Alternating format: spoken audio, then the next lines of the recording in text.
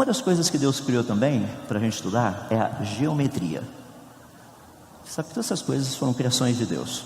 Deus quem criou as figuras geométricas, esse tipo de coisa. Nós só demos nome para elas, tá? Mas Ele quem as criou. Uma das figuras geométricas muito interessante é o triângulo. Eu coloquei ali na telinha, talvez o pessoal aqui do meio está mais difícil ver, mas imagina um triângulo. Aqui tem um triângulo, tá? Triângulo tem quantos lados? 3. Pelo menos continua, né? Tem tanta mudança acontecendo no mundo por aí que a gente fica até meio preocupado. Não, triângulo tem 3 lados. Vocês já viram um triângulo de um lado só? Não existe. Vocês já viram um triângulo de 2 lados? Não existe. Já viram um triângulo de 4 lados? Não existe. Se for triângulo, tem quantos lados? 3, ótimo. Olha que interessante. Se eu pegar o lado de baixo do triângulo sozinho, ele é triângulo? Não, ele é segmento de reta. Mas junto com os outros dois, ele é triângulo. Se eu pegar, por exemplo, esse outro lado do triângulo aqui, pega esse outro lado, esse lado sozinho do triângulo, ele é triângulo? Não, é um outro segmento de reta. Mas esse lado, junto com os outros dois, ele é triângulo. E se eu pegar esse outro lado aqui sozinho, tirar o lado do triângulo, ele sozinho ele é triângulo? Não. Mas com os outros dois, ele é triângulo. Se tiverem os 3 juntos, é triângulo. Olha que espetacular. Se é triângulo, tem 3 lados. Se for Deus, tem que ter 3 pessoas. Não existe Deus de uma pessoa só. Isso é um absurdo. Não existe, não é natureza divina. Se é Deus, tem que ter 3 pessoas.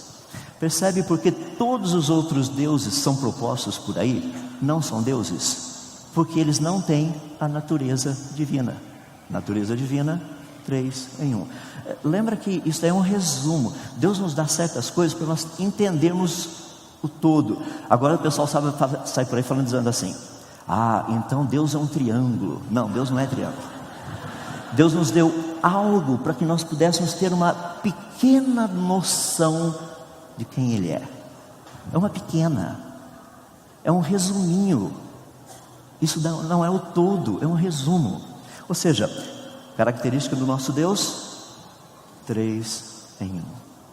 Então, quando nós estudamos as Escrituras, nós percebemos que a revelação de Deus nas Escrituras e a revelação de Deus na natureza nos dá uma visão completa de quem é Deus. O Salmo 19 é um bom exemplo disso. Ele começa dizendo: os céus manifestam a glória de Deus e o firmamento anuncia as obras das suas mãos. Um dia revela outro dia, uma noite revela conhecimento outra noite, não há linguagem, nem há palavras. Olha que coisa espetacular. Ele está falando de qual livro? Do livro das obras de Deus, dessa revelação de Deus, essa revelação geral de Deus, para que todas as pessoas entendam que existe Deus. Mas existe também no Salmo 19, começando lá no verso 7, uma mudança. Ele diz assim: a lei do Senhor é perfeita e restaura a alma, o mandamento do Senhor é límpido. E ele continua. Que livro que ele está falando agora? Do livro das palavras de Deus. Ou seja, existem 2 livros escritos pelo nosso Deus que Ele quer que nós os conheçamos. Deus, o autor de toda a verdade, da verdade absoluta, quer que eu conheça a verdade por meio da revelação dele. Qual revelação? Livro das suas obras, livro das suas palavras. Os 2. E eu preciso dos 2. Deixa eu dar alguns exemplos. Agora de pouco eu mencionei, nós estamos cantando: tu, Senhor, és digno de glória, de honra. E Ele é digno. O que significa glória? Onde nós encontramos a glória de Deus? Não é legal que a Bíblia nos dá até uma dica? É por isso que é fascinante fazer ciência com Deus. Deus já dá umas dicas para a gente onde pesquisar. Por exemplo, quer saber da glória dele? Salmo 19 começa dizendo o quê? Os céus manifestam a glória de Deus. Você quer saber da glória dele? Pega um telescópio. O pessoal fala assim: não vão na igreja. Se a igreja tiver um telescópio, ajuda. Se não tiver, vai ser difícil, porque vai dar para ter uma noção da glória. Que glória é essa? A glória de Deus. Que glória, do que nós estamos falando dessa glória? Porque o Salmo 19 fala que os céus proclamam essa glória de Deus. Pessoal, vou pedir desculpas para vocês aqui do meio, mas a luz ainda não faz tanta curva para chegar até vocês. Eu vou colocar ali nos slides do lado, mas só para ter uma ideia da glória que Deus tem. Tá? Quando a gente olha aí no universo, vê essas coisas espetaculares, você fala, uau, isso é muito bonito, o que Deus fez, que coisa incrível, a glória dele, porque a glória dele está lá em cima. Ele colocou, nós temos dificuldade de entender isso. Sabe por quê? A maior parte das pessoas nunca viu uma foto do telescópio de Hubble. O pessoal nem sabe que existe esse telescópio.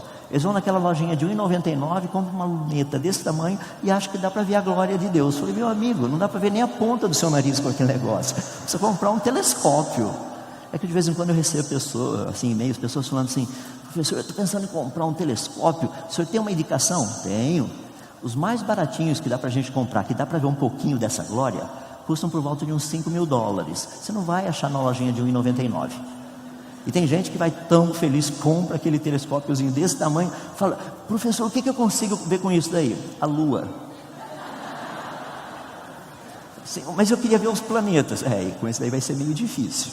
Vai precisar de muita fé para ver os planetas com isso daí. Entende? Dá para ver um pontinho lá no céu, mas... E assim a coisa vai. Pessoal, a glória de Deus está lá fora.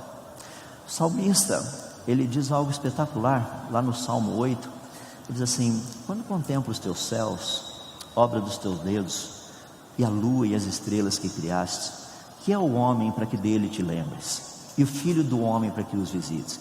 Quando nós olhamos assim, a pessoa de Deus, deixa eu colocar para você pensar um pouquinho.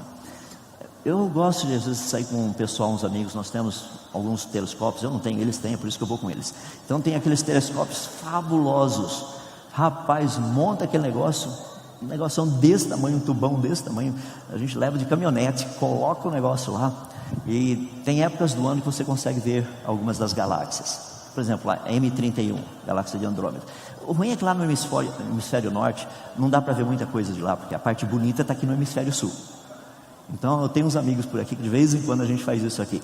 Lá no estado de São Paulo, na parte norte, quase na divisa com o estado de Minas, rapaz, tem uns lugares lá espetaculares.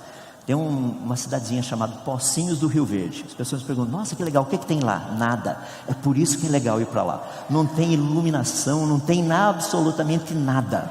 Então a gente vai para lá, monta o telescópio, rapaz, você tem aquele céu espetacular lá em cima. Dá para a gente ver um pouquinho dessa glória.